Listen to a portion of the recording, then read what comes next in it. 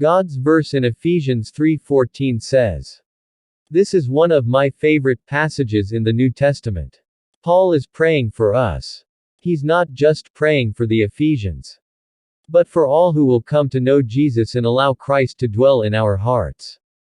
Think of what it means to be rooted and grounded in love. Allowing love to be the motivator of all our actions. He wants us to both know in our minds and in our hearts the depth of Christ's love for us so that we will feel full of joy.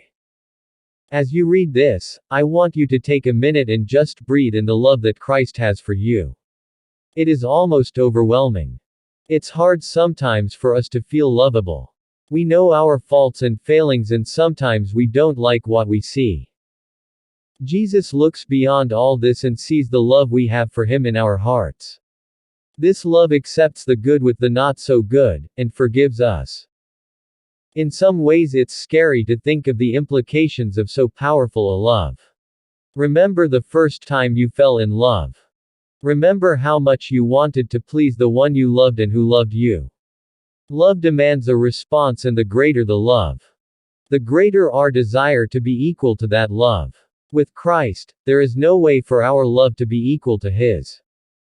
All we can do is follow him to the best of our ability, to love others as he loves us.